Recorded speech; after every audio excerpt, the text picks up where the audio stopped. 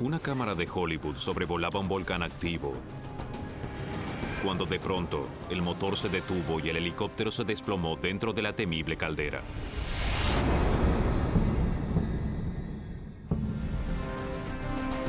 La tripulación sobrevivió, pero descubrió que estaba a metros de lava ardiente, rodeada de una nube de gases tóxicos.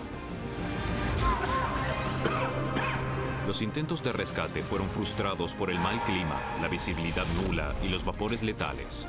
Cada uno de estos hombres intentó escapar por sus medios, con el temor de haber perdido a sus compañeros. Pero, ¿era eso cierto? ¡Chris! ¿Qué se necesita para sobrevivir en un infierno?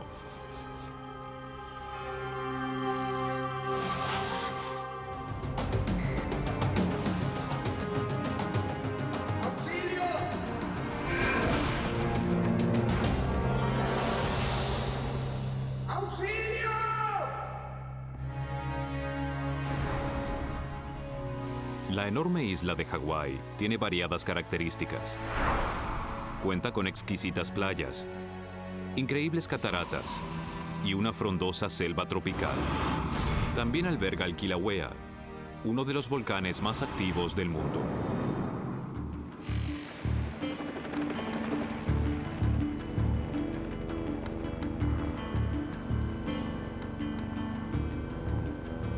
El camarógrafo Mike Benson se encontraba en el lugar para filmar la chimenea del Kilauea para una película de Hollywood. Adoro tomar fotografías aéreas, es una de mis grandes pasiones. Me encanta volar. Siempre que subo a un helicóptero el entusiasmo me invade. Es que adoro todo lo relacionado a volar. Mike convenció a su asistente Chris Daddy a acompañarlo en este viaje. Yo era el asistente de cámara de Mike. Mi trabajo era montar la cámara, preparar la cámara para la filmación. Chris y yo habíamos trabajado en 3 o 4 películas. Él no había volado demasiado, así que mi intención era llevarlo en este viaje con nosotros. Al mando del helicóptero estaba Craig Hosking, experimentado piloto de la zona. Entendido. A los 16 años, Craig se convirtió en el piloto calificado más joven del mundo. Vuelo aeroplanos y helicópteros filmando. Hago escenas de riesgo para películas. Mike me ayudaba a preparar la toma y yo lo ayudaba con lo que veía. Existe una verdadera colaboración entre el camarógrafo y yo. Copiado. En un momento sobrevolábamos la costa y las olas golpeaban con la lava negra que bajaba hacia el océano. Unos segundos después, el conducto de lava se abrió y la lava comenzó a correr hacia el océano y vimos una gran nube blanca formándose.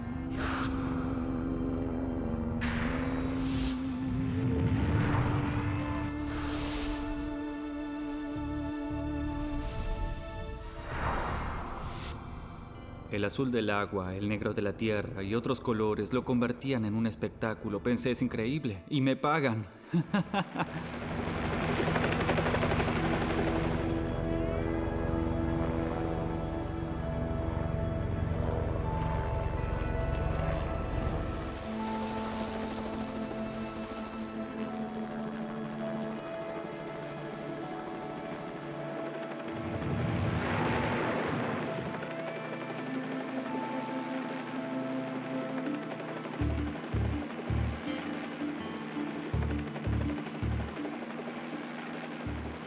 Chris tenía la botella. Le dije que cuando estuviéramos sobre el volcán, le avisaría cuándo lanzarla.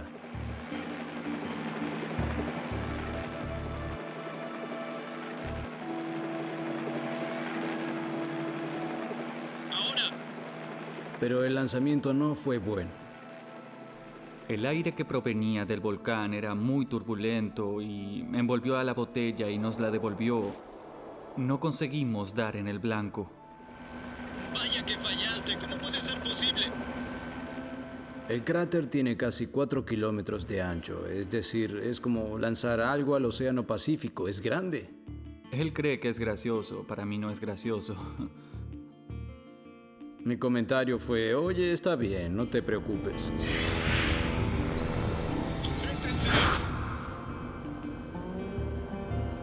A pesar de su intento fallido por domar a la bestia, Mike, Chris y Craig seguían buscando la toma. De acuerdo, Craig, acércate al cráter. Craig descendió el helicóptero mientras se aproximaban al borde del cráter. Y rodando. Incluso a cierta distancia en el helicóptero se podía sentir el calor que provenía de ahí. Es increíble. Cuando nos acercáramos al cráter, íbamos a inclinar la cámara hacia abajo y con el zoom tomaríamos la imagen de la caída de la botella en el cráter.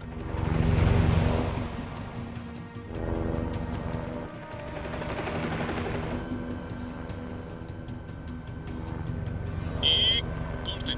Muy bien, Craig. Ahora veamos qué es lo que tenemos.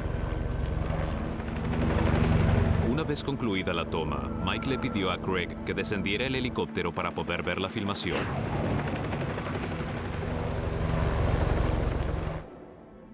Noté que la duración de la toma era muy corta, de solo 3 o 4 segundos. No es lo que quiero. ¿Quieres verla otra vez? Sí, claro. Para mí era una buena toma, pero obviamente cuando haces una película hay que hacer una segunda o tercera toma por si hay problemas con cualquiera de las otras.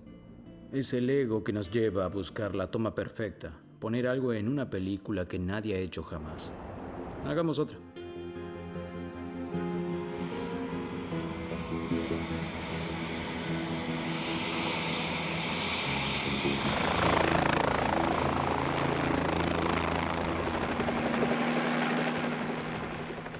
Cuando filmas, sientes que nada malo puede sucederte, que estás protegido por esta jaula de metal que es el helicóptero y que eres inmortal. Siempre hay un elemento de riesgo, pero llevo haciendo esto mucho tiempo y nunca sentí que estaba poniendo mi vida en peligro. Me preocupaba más el tránsito de Los Ángeles, les aseguro, que el tránsito aéreo. De acuerdo, Craig. Para la próxima toma quisiera que bajes un poco más y un poco más rápido de ser posible. Entendido. No era una escena de riesgo, no era un vuelo acrobático, era un viaje en helicóptero de lo más sencillo.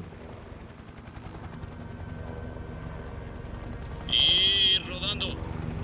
Puede que pareciera sencillo, pero cuando el helicóptero pasó por encima del borde del cráter, experimentó una catastrófica falla en el motor.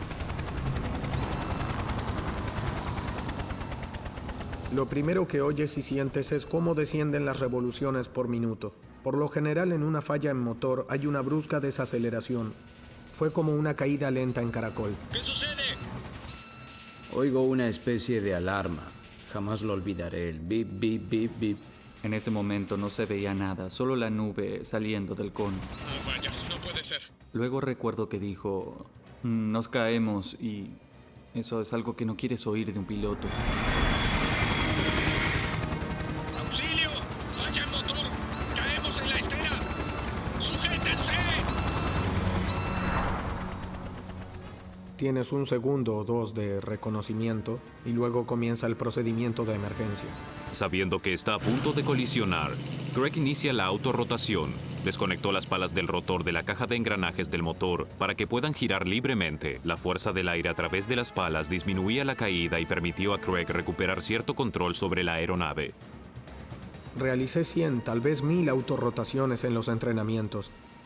Lo más desafiante en este caso era encontrar un lugar donde descender.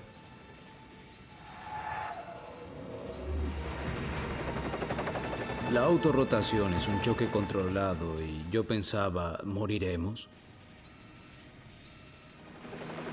Y de pronto perdimos el rotor principal y sentimos que caíamos como una roca.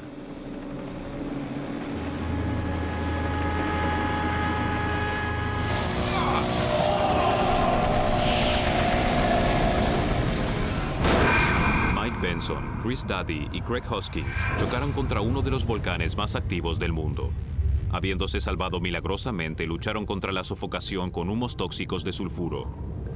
Tenía un sabor horrible y cuando respiraba parecía que los pulmones quemaban. Sabíamos que debíamos salir de ahí porque se nos iba a hacer muy difícil tratar de respirar oxígeno. Aunque cayeron sobre el suelo duro del cráter, a unos metros por encima de ellos, una caldera de lava ardiente trataba de abrirse paso a través de una cámara de magma, ubicada a 1 kilómetro de la superficie.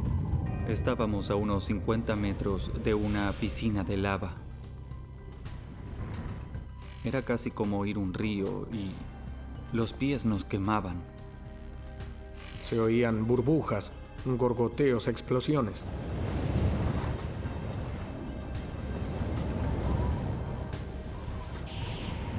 Nos dimos cuenta al mirar hacia arriba de que estábamos dentro del cráter. Santo cielo, debíamos salir. Probaré con la radio. ¡Auxilio! ¡Auxilio!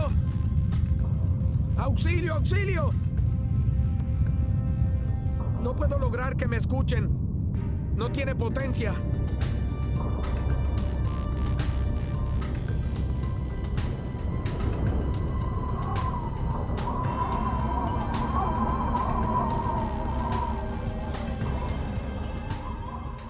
Intentamos ir a la parte norte, pero nos acercábamos a la zona más activa del volcán, y el aire era horrible en esa dirección.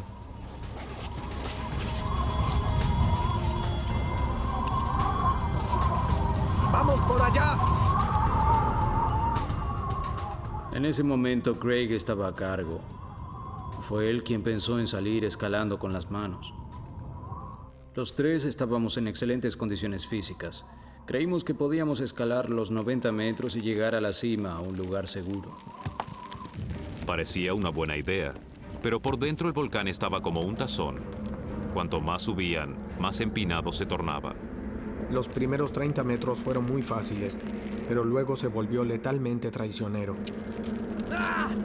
Si alguna vez recogieron una roca volcánica, sabrán que es filosa como una aguja. A medida que subíamos, comenzaba a desmoronarse. Además, teníamos calor y sudábamos por el infierno que nos rodeaba. Avanzábamos 2 pasos y retrocedíamos 3. Después de un rato, Chris consiguió adelantarse a Mike y Craig, pero luego se encontró en un peñasco vertical. A medida que me aferraba a las rocas se iban desmoronando, me di cuenta de que había llegado a un punto tan peligroso que podía estar sosteniéndome de algo suelto y que podía caer. ¡No vengan por aquí! ¡No puedo seguir!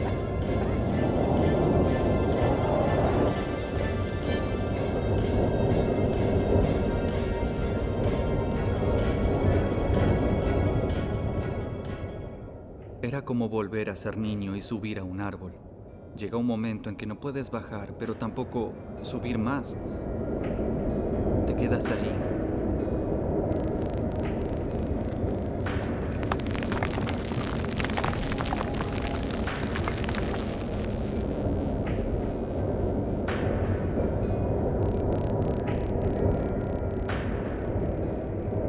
¡Chris! ¿Dónde estás? Craig y yo estábamos sobre una pequeña cornisa. Medía 1 metro de largo por medio metro de ancho. El aire estaba mejor y pudimos descansar y asimilar lo que había sucedido para poder pensar en un plan. Escalar no era la solución. Su única esperanza era hacer funcionar la radio. Craig se ofreció a volver al lugar de la caída. De acuerdo. Yo sabía cómo funcionaba el sistema eléctrico del helicóptero. No era necesario arriesgar nuestras vidas. Mike y yo respirábamos mejor que en el fondo y sabíamos que al bajar, Craig se arriesgaba mucho. Había pocas probabilidades de que Craig pudiera encender la radio, pero la desesperación lo llevó a bajar hacia el denso humo venenoso. Luego, desapareció de la vista de Mike y Chris. El fondo del cráter era horrible y eso era por el aire. Mientras Craig revisaba los daños, los vapores tóxicos no le daban tregua. Debía salir de ahí. Encontré una pequeña montaña de cenizas a unos 30 metros del helicóptero. Me dirigí hasta ahí y descubrí que el aire era casi respirable. Seguía siendo horrible, pero el viento soplaba un poco más y así logré respirar. Hubo muchas veces en las que tropezaba y caía, y cuando sufres de hipoxia, cuando te falta el oxígeno, no te das cuenta de lo que te pasa, pero de pronto tambaleas y no logras pensar claramente.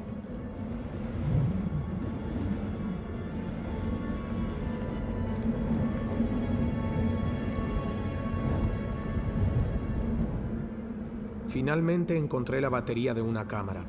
Las cámaras que usábamos llevaban baterías de 24 voltios, que es el mismo voltaje que el sistema eléctrico del helicóptero.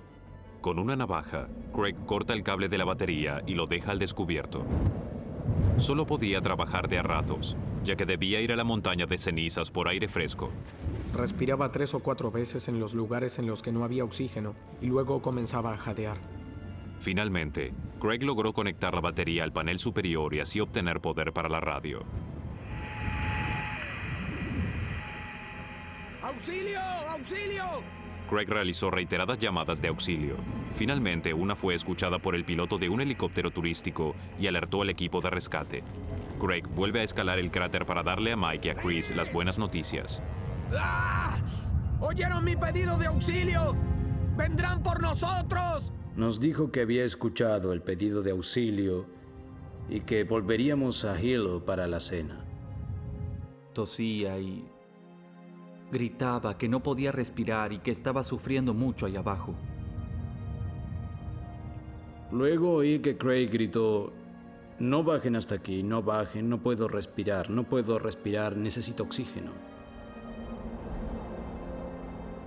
Pensaba, ¿debo bajar y ver qué es lo que sucede? Pero no era lo más conveniente. Lo más conveniente era quedarnos donde estábamos. Al menos ahí respirábamos en ocasiones. Y luego dejamos de oír a Craig.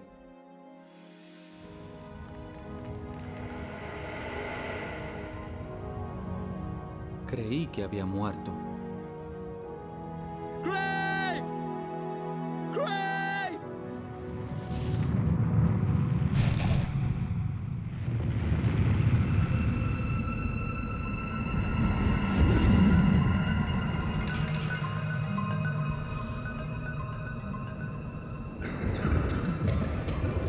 Lo espeso de la niebla y el ruido del volcán habían cortado la comunicación entre Craig y sus colegas. Pero Craig se las había ingeniado para contactar por radio al equipo de rescate. ¡Estamos en la parte rocosa! ¡En el sudeste! Le resultaba imposible al helicóptero intentar rescatarlos debido a la poca visibilidad. Pero el piloto Don Cheater ayudó a coordinar un equipo de rescate por tierra. Los rescatistas debían trabajar bajo condiciones climáticas extremas, pero lograron ver a Craig y al helicóptero estrellado a través de la niebla. ¡Por aquí! Logré establecer contacto verbal y visual con el líder del rescate. ¿Puedes acercarte a donde estoy? Le dije que necesitaba un respirador, unas gafas y una cuerda para escalar. ¡Debo volver por los otros dos! Si ellos lanzaban una cuerda desde arriba, en donde Mike y Chris estaban, yo podía guiarlos y saldríamos escalando. ¡Necesitamos que vengas hasta aquí, Craig!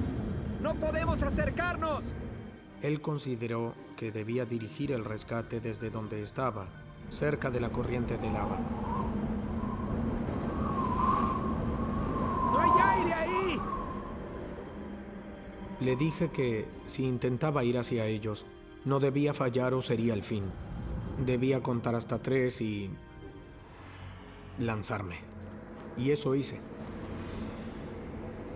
Craig intentó desesperadamente llegar a los rescatistas, pero las condiciones extremas lo obligaron a retroceder. Miré hacia arriba y habían desaparecido. Ya no estaban allí. ¡Hey!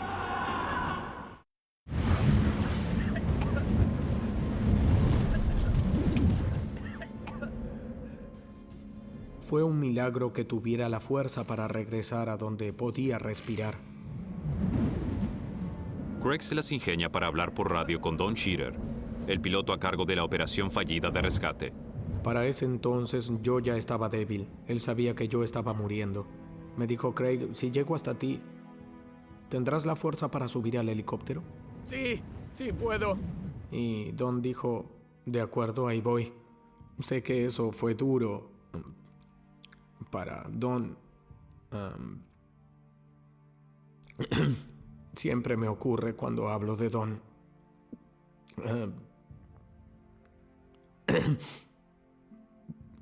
Porque Don tomó una decisión muy riesgosa. Don, no puedo respirar. Lo único que Don sabía era que yo estaba muriendo y Él quería evitarlo. Don atravesó con su helicóptero las turbulentas nubes. La visibilidad era nula y temían que la niebla calara el tanque de oxígeno provocando alguna falla. También podía acabar en el suelo del volcán. ¡Mike! ¡Chris! ¡Vengan aquí rápido! ¡Hay un helicóptero acercándose! Pero Mike y Chris no lograron oír a Craig por el ruido del helicóptero. Oímos que había un helicóptero acercándose más y más, pero no estábamos seguros porque no lo veíamos. ¡Chris! ¿Puedes verlo? ¡Mike! El helicóptero ahogaba los gritos de Mike y los míos. Craig regresó al helicóptero accidentado y dirigió hacia él por radio a Don. Debes ir más hacia el norte. Don tenía una visibilidad de 1 o 2 metros. Apenas alcanzaba a ver el patín de aterrizaje. Así todo intentaba llegar hasta mí. En ese momento mi lucidez era muy escasa.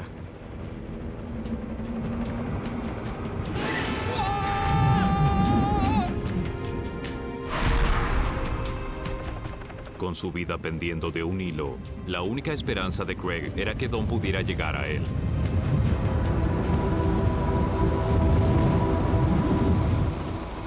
Craig realizó un desesperado intento por salvarse.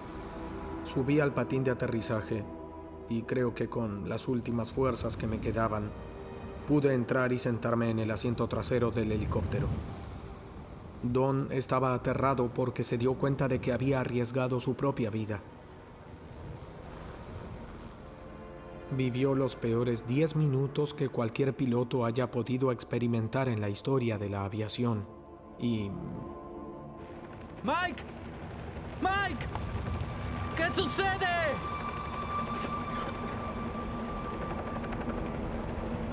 Chris y Mike pensaban que el rescate en helicóptero había fracasado. El ruido del helicóptero era cada vez más fuerte y de pronto comenzó a desvanecerse hasta que desapareció. No oímos nada más.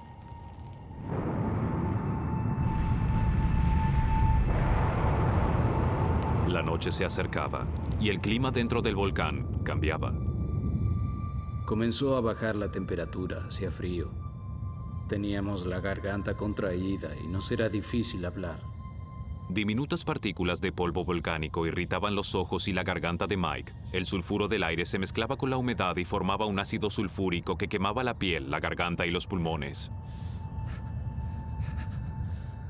Creí que moriríamos asfixiados de tener que pasar la noche ahí, pero no había otra opción. Ese era tal vez el último atardecer que veía.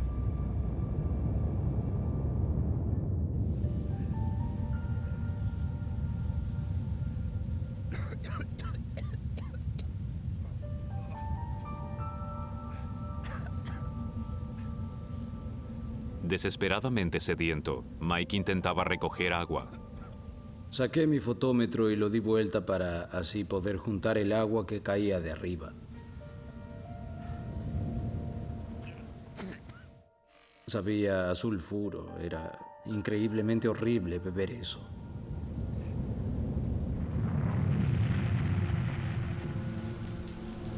A medida que la medianoche se aproximaba, Chris perdía toda esperanza de ver a un equipo de rescate. Estaba empapado y temblando. Ni siquiera sabía si la roca sobre la que estaba sentado era segura y me sostendría toda la noche. Finalmente, el equipo de rescate regresó. ¡Mike! ¡Chris! ¿Pueden oírme? ¡No podemos bajar ahora! ¡Es muy peligroso! ¡Por aquí! ¡Permanecerán aquí esta noche! ¡Volveremos en la mañana! Fue un duro golpe. Mike y Chris tendrían que pasar una peligrosa noche en el volcán.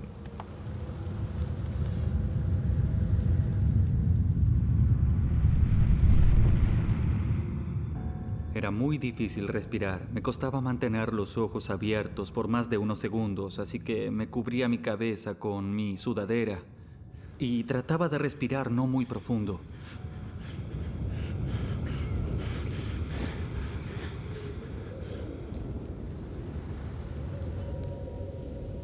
Para ese entonces teníamos un 20% de probabilidades de sobrevivir. Me preguntaba, ¿qué estoy haciendo aquí? Estaba desesperado y no podía dormir. Me quedé ahí sentado mirando hacia abajo y observando cómo la lava montaba un espectáculo de luces. Diferentes clases de rojos y naranjas brillaban en la niebla. Si miraba hacia arriba veía las estrellas, por momentos veía las nubes y en otros momentos no se veía nada. Era como un set de filmación, como una fea experiencia, ya sabes. Alguien diría corten y los empleados vendrían a quitar la escenografía, pero estábamos ahí en una especie de paraíso.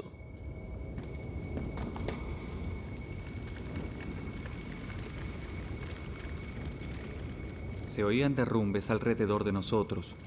Temíamos que en cualquier momento fuéramos a sufrir una avalancha y a caer por el peñasco. Por momentos me sentía muy confiado y por otros pensaba que jamás sobreviviríamos a este desastre. Me preocupaba mucho que Chris estuviera pensando en saltar. ¡Chris! Para acabar con todo. Él pensaba que no había forma en la que pudiéramos salir con vida de eso. Y cuanto más hablábamos, más me convencía de que él hablaba en serio, que no era algo del momento. ¡Chris! Mike me alentaba constantemente, me repetía, descuida, todo va a estar bien, van a venir por nosotros. Él era una figura paterna para mí. Así que aceptaba de él ese apoyo. Me sentía mal por casi causarle la muerte, porque fui yo quien le dijo que subiera al helicóptero e hiciera este viaje con nosotros. Recuerdo que cuando el sol comenzó a salir al día siguiente, sentí una nueva esperanza.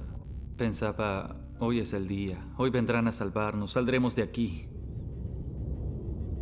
Estábamos ahí parados, esperando, y esperando, esperando y esperando.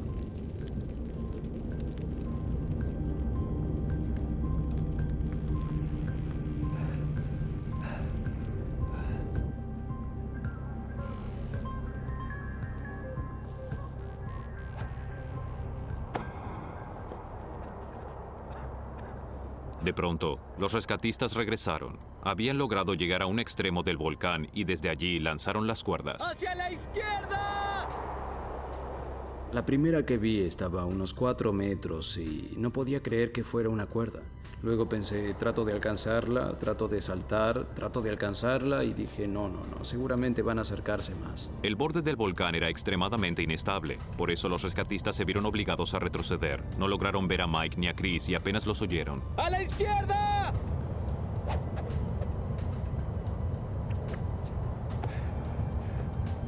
Aferrado a una pared filosa y a punto de desmoronarse a cientos de metros del suelo, Chris sabía que un simple paso en falso le costaría la vida. La segunda cuerda estaba a casi 3 metros de distancia. Se acercaba más, pero no lo suficiente para poder tomarla.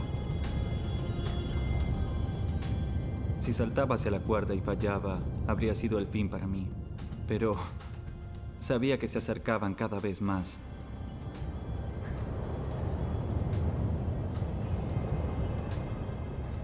Pensaba, no sé, tal vez la tercera vez fuera la vencida y podría tomar la cuerda.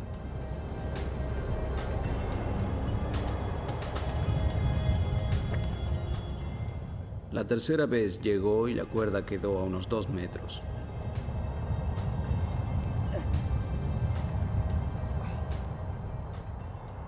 Y decidí que tal vez sí podía alcanzarla.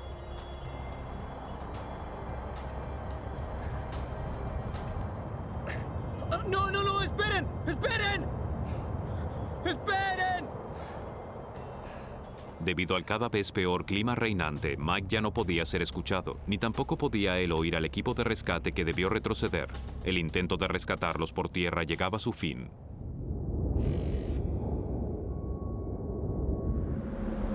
Las horas pasaban y las condiciones físicas de los hombres empeoraban. Era imposible de soportar.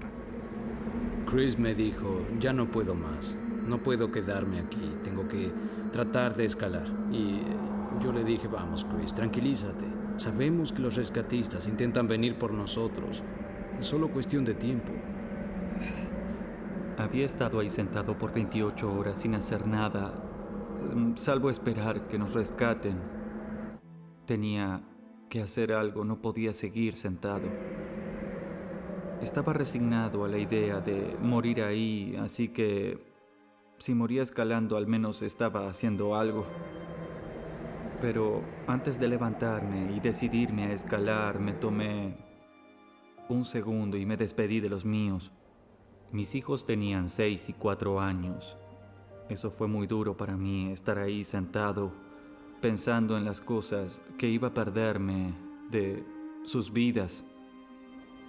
¿Cómo sería vivir sin su padre por el resto de sus vidas?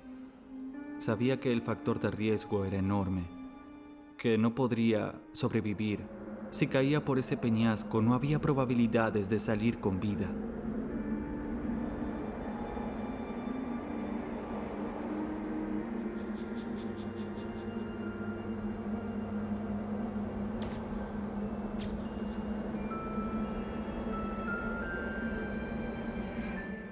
De pronto vi un sendero.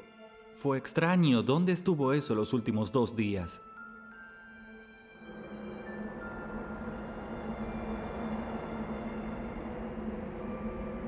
¡Mike! ¡Voy a intentarlo! ¡Ten cuidado!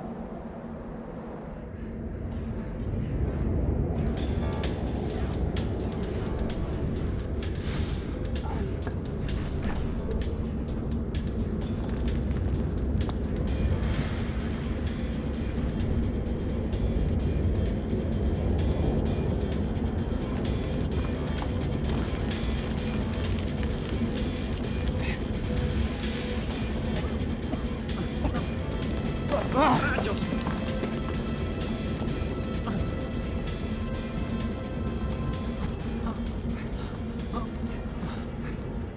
Habían pasado 15 o 20 minutos desde su partida y le pregunté qué tan lejos estás y él respondió a unos 2 metros de la cima. Entonces le grité, cuando llegues a la cima, grita de nuevo, y él dijo, sí, lo haré, lo haré. Luego de unos 10 o 15 minutos no volví a oír nada de Chris.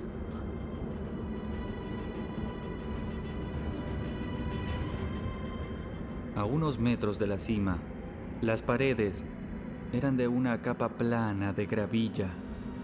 No había grandes rocas de las que pudiera tomarme. En ese momento no podía ver nada. Había 0 visibilidad y gritaba con todas mis fuerzas, con las fuerzas que me quedaban. No oía nada, no había respuesta. Estaba en la cima del peñasco y pensaba, oh santo cielo, cometí un terrible error. No sé qué me llevó a hacerlo, pero comencé a cavar con mis manos en busca de algo con que sostenerme. Entonces hundí las manos en esta gravilla hasta la altura de los codos y era como hundir los brazos en vidrio roto. Estaba cortándome, pero sabía que tenía que sujetarme de algo.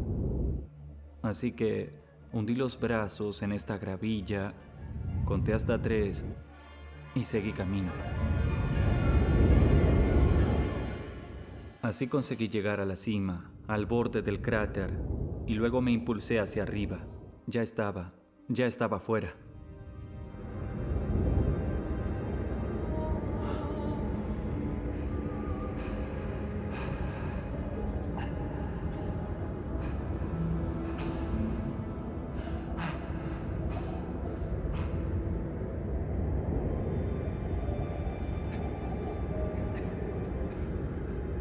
¡Mike! ¡Mike, lo logré! ¡Salí! Me di cuenta al llegar ahí arriba de lo malo que era el clima. No podía oír nada. ¡Mike! ¡Lo logré! Parecía que mi voz se perdía ahí adentro y no podía llegar a Mike. ¡Mike! ¿Me oyes? Empecé a bajar por un costado de la montaña y vi la cuerda ahí, vi la cuerda. Tenía que rescatar a Mike. Pensé en lanzarle la cuerda, yo sí sabía dónde estaba. Así que empecé a bajar la montaña con la cuerda y luego me di cuenta de que yo no era lo suficientemente fuerte para sostenerlo. Estaba mal, estaba lastimado, no estaba en condiciones de jalarlo hacia arriba. Era probable que nos matáramos intentándolo. así que lo único que podía hacer era apuntar con la cuerda hacia donde él estaba. Estaba en la cornisa y de pronto sobre mi cabeza veo un objeto marrón y negro rodando a través del humo. Creí que Chris había caído dentro del volcán. Creí que había quedado solo.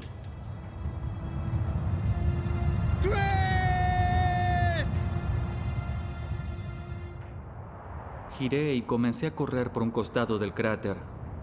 Vi que el humo se levantaba y comencé a hiperventilar. La adrenalina corría por mi cuerpo y no estaba seguro de a dónde me dirigía. Estaba muy desorientado por el humo que se levantaba.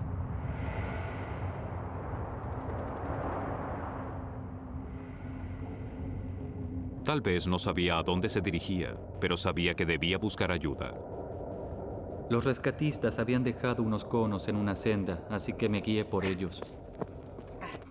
Llegué hasta el campamento de base donde habían estado la noche anterior, pero no había nadie, estaba vacío. El clima impredecible no solo había detenido al equipo de rescate, también lo había obligado a abandonar el volcán.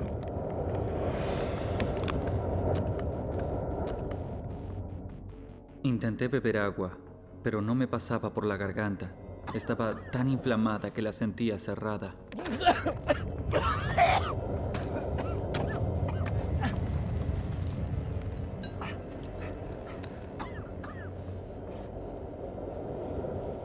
Había tanques de oxígeno con máscaras, así que de inmediato me coloqué la máscara.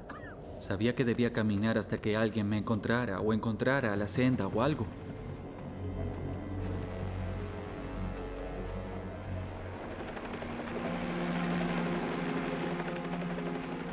¡Por aquí! Milagrosamente, desde un helicóptero alcanzaron a ver a Chris. ¡Aquí! En cuanto me tomaron de los brazos, todo mi cuerpo se debilitó. Casi me caigo. Tuvieron que llevarme desde ese lugar hasta el helicóptero. Mi cuerpo estaba agotado.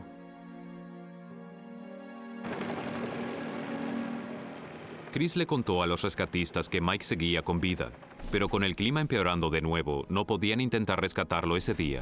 Mike Benson se enfrentaba así a su segunda noche en el volcán. Desconociendo que sus dos amigos habían sido rescatados, él estaba convencido de que habían muerto.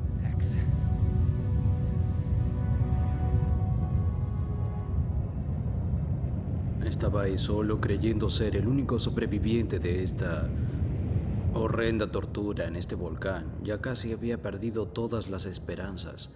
Pensaba que la única paz que podía alcanzar sería muriendo tranquilamente.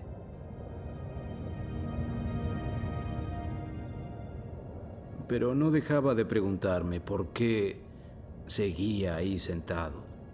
No podía creer que Dios me pusiera en la tierra para morir en un volcán.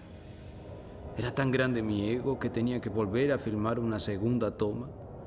Con lo que tenía habría sido perfecto. Pero no, tenía que hacerlo mejor y puse en peligro mi vida y la de mis compañeros.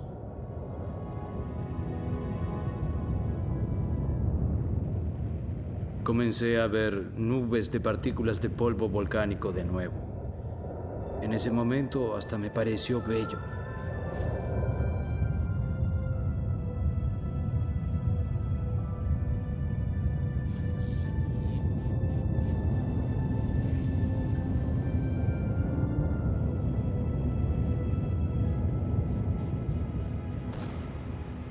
Cerca de las 3 de la mañana sentí que ya no quedaba nadie para apoyarme. No tenía nadie a mi lado, mi vida llegaba a su fin. Así que comencé a escribir en una enorme roca. Escribí: "Te amo, Stephanie". Sentí que el fin se acercaba, deprisa, y que no había más razones para vivir. Don Shearer, quien realizara el primer intento de rescate, estaba en tierra. Los gases corrosivos del volcán dañaron su helicóptero. Por eso la compañía cinematográfica de Mike contrató a otro piloto, Tom Haltman, para realizar otro operativo de rescate. De pronto comencé a ver el rotor de la cola. Estaba mirando hacia arriba y de pronto comienzo a ver el fuselaje Y luego una cabeza se asoma por la ventanilla izquierda y era el piloto. Tenía un viejo casco militar de Vietnam. Él me saludaba y yo desesperadamente lo saludaba. No hagas nada ridículo, nada absurdo. Volveré en 15 minutos. Benson, no hagas nada ridículo, no hagas nada absurdo. Volveré en 15 o 20 minutos. Iré a buscar más equipo y volveré para sacarte de ahí. Eso me decía. Una vez más, el rescate se veía cerca, pero a la vez lejos. Mike no tenía idea de si el helicóptero regresaría como prometió. Todos los intentos anteriores habían fracasado. Casi había pasado una hora y yo pensaba, ¿qué está sucediendo? ¿No me encuentran? ¿Ya se rindieron o qué?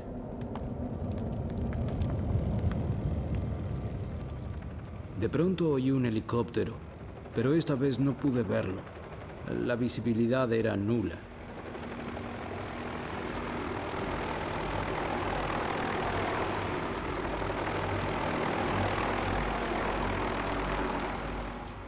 El helicóptero se acercó y arrojó una red hacia donde ellos creían que yo estaba. La segunda vez que la vi estaba a unos 3 o 5 metros, pero se había atorado en una enorme roca. La roca cayó en ella y como la red pesaba, los rescatistas creyeron que era yo, así que jalaron de ella. Y ahí pensé, oh cielos, no van a regresar. En ese momento, la red volvió a bajar. Esta vez a unos 3 o tal vez 2 metros delante de mí.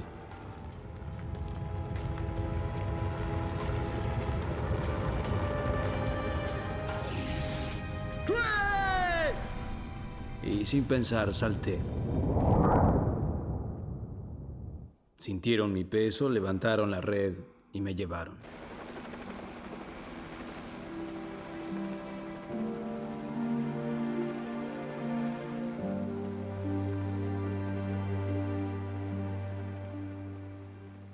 Pude ver el cielo azul arriba de mí y alcancé a ver los bordes del volcán.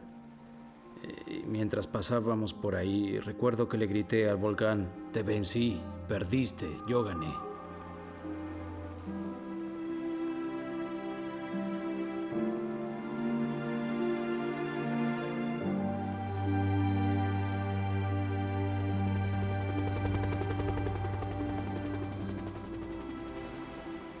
Es muy difícil describir lo que sientes cuando ves a los que amas. Luego, a unos metros, vi a Craig y a Chris. Sí, no habían muerto. Cuando me acerqué a saludarlo, estaba atónito, sorprendido y feliz de verme bien. No podía creer que estén vivos. que sobreviviera otra noche en el volcán. Estaba tan feliz de estar vivo que podía correr 5 kilómetros. La adrenalina me recorría todo el cuerpo.